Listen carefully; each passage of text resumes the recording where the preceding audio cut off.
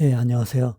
오늘은 미주한인교회 담임 목사들 혹은 이제 청빙 목사들이라고 하죠. 예. 새로운 교회 부임하는 목사들이 과연 이제 말씀과 기도와 영성과 뭐 뜨거운 전도의 열정과 이런 것들이 있는 사람들이 지금 그 자리에 있는가를 놓고 봤을 때에 어 제가 느낀 점을 말씀드린다면은 아무 상관없습니다.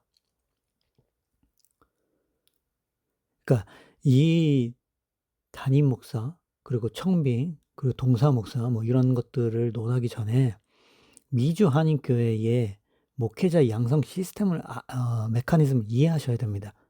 미주 한인교회에서 인제 목사가 되기 위해서는 먼저 전도사 시절을 보내고 전도사 시절을 보내면서 인제 강도사도 되고 강도사 시절 보내고 그다음에 이제 부목사 시절 보내고 교구 목사 보내고 선교 목사 보내고 뭐 여러 가지 인제 사역 현장 가운데 그러니까 목사가 한 사람의 목사가 만들어지는 거는 교회의 사역 현장에서 만들어집니다. 신학교에서 만들어지는 게 아니에요. 그렇기 때문에 그 목사가 어디서, 어디서 부목사 시절을 보냈고 어디서 전도사 생활을 했는지가 너무 중요합니다. 근데 문제는 뭐냐면은 그 부목사 전도사를 시절 부목사 시절에 예 교회에서 그 목사를 만들어 줘야 되는데 목사를 만드는 이 시스템 자체가 붕괴되고 타락하고 오염되고 변질됐어요. 다시 한번 말씀드릴게요. 타락하고 변질되고 붕괴된 시스템입니다. 그러면은 이런 시스템에서 제대로 된 목사가 나오겠습니까? 그러니까 이 시스템에 들어가면은 6 개월 만에 사람이 바보 돼 버립니다. 그 신한 염전노예 이런 거 가 보시면 아시겠지만 멀쩡한 사람도 그 이런 어떤 염전노예 이런 데로 가 버리면 6 개월 만에 바보 된다고 그러잖아요. 예? 좀비처럼 그냥 이렇게 '아 그런갑다.' 하고 인간 이하의 대우를 받는데도 어떠한 저항도 못하고 그냥 거기서 그냥 돈도 못 받고 노예처럼 좀비처럼 일하잖아요. 똑같습니다. 지금 시스템이 그래요. 이 미주 한인교회에서 뭐 20년 부교육자 생활했다? 근데 할 줄 아는 게 없어. 갈 데도 없어. 그러니까 뭐예요? 자살하는 거예요. 더 극단적인 예는 더 극단적인 예는 어 TV 뉴스 나오는 끔찍한 일들을 저지르는 거예요.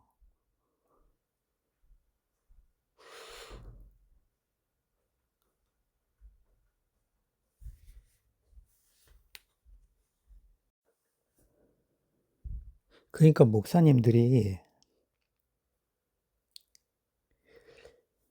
목사가 되기 위해서는 사역 현장에서 담임 목사가 가르쳐야 돼요. 훈련시켜야 돼요. 사역의 경험을 실행할 수 있는 판을 깔아 줘야 돼요.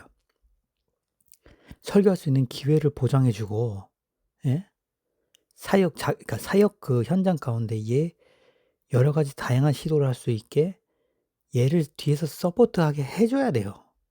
자 가령 그 교육 목사가 된다 칩시다. 혹은 교육 전도사가 된다고 칩시다. 그러면은 얘가 마음껏 그 신학교에서 배운 거랑 또 이 아이가 하나님과의 관계 속에서 영감으로 받은 그 아이디어와 그 생각들을 펼칠 수 있게 판을 깔아 줘야 돼요. 물질로 후원해 주고 말씀을 가르쳐 주고 그 아이가 시도해 볼 수 있도록 기회를 줘야 돼요. 근데 지금 교육 전도사나 교육 목사가 돼서 느끼는 거는 절망감입니다. 하지 말라고 그래요. 아무것도 하지 말라고 그래요. 예. 쓰잘데기 없는 거 하지 말라고 그래요. 돈 낭비하지 말라고 그래요. 예. 그럼 뭐 하냐? 아무것도 하지 말래. 근데 아무것도 안 하면은 성도들이 가만히 있습니까? 성도들이 그럼 담임 목사 쫓아간다고요. 교육 장로가 담임 목사 쫓아간다고요. 그럼 담임 목사는 또 갈궈요. 근데 갈궜는데 그러면 하게 해 주냐? 아니요. 못 하게 해요. 아무것도 못 하게 합니다. 그러니까 이 악순환의 이 고리가 계속 반복이 되는 거예요. 그러면은 걔는 어떻게 되겠습니까? 교육 전도사 그리고 나아가서 교육 목사는 뭐 어떻게 되겠습니까? 할 줄 아는 게 뭐가 있겠습니까? 예? 제대로 아니 차세대 교육 하고 날 얘기하는데 진짜 차세대 교육이 뭔지를 아십니까? 예? 지금 미주 한인교회 대형 교회 담임 목사들 그리고 은퇴 목사들 원로 목사들 허구한 무슨 차세대 목회 다음 세대 운운하는데 차세대 다음 세대 하려고 그러면 한 아이당 1년 예산으로 한 아이당 4,000불을 미니멈을 잡아야 됩니다. 아니 진짜 그 최소한으로 4,000불을 아이를 잡아야 됩니다. 아이 한 명당 4,000불을 투자할 수 있을 정도의 깡과 그 노력과 이런 것들이 돼야 됩니다. 근데 지금 미주하니까 사역 현장은 어떠냐? 100불도 아까워 죽으려고 그래요. 돈 쓰지 말라고 난리를 칩니다. 그래 놓고서는 허구한 날 무슨 강대상에 올라가 가지고 학부모들 모아 놓고서는 무슨 다음 세대 차세대 운운하면서 우리 아이들을 뭐 기도로 키워야 됩니다. 아우 하여간에 이게 다 희망 고문 사기 농락이야 내가 볼 때. 성도들을 농락시켜. 그리고 두 번째 문제는 뭐냐면은 사역 현장 가운데 아까도 얘기했지만은 재능 있는 친구들 정말 많습니다. 근데 이 재능 있는 친구들이 실수를 할 수가 있어요. 그쵸? 사람인지라 실수할 수 있습니다. 특히 이제 신학교 졸업해서 열정은 막 진짜 만빵인데 경험이 없고 미숙하고 서투르면은 사역하다가 이렇게 좌충우돌도 하고 그럴 수도 있어요. 그러면은 담임 목사의 존재 이유가 뭡니까? 그리고 그 교육 전도사, 교육 목사, 교구 목사 할 거 없이 부사역자 누가 뽑았습니까? 지가 뽑았잖아, 담임 목사 새끼가. 그럼 담임 목사가 쉴드를 쳐 줘야 될 거 아니야. 보호를 해 줘야 될 거 아니야. 예? 아니 지 손으로 뽑은 같은 주의 종을 보호할 수도 없으면서 왜 뽑았는지는 난 이해가 안 가고. 예? 그러니까 교육 그 장로라든가 행정장로라든가 시무장로라든가 뭐 심지어 은퇴 장로가 와 가지고 한마디 하면은 그날로 그 사역자 모가지 잘립니다. 나가라 그래요 그냥. 그날로 끝나는 거예요, 오지 말라고. 야 이게 참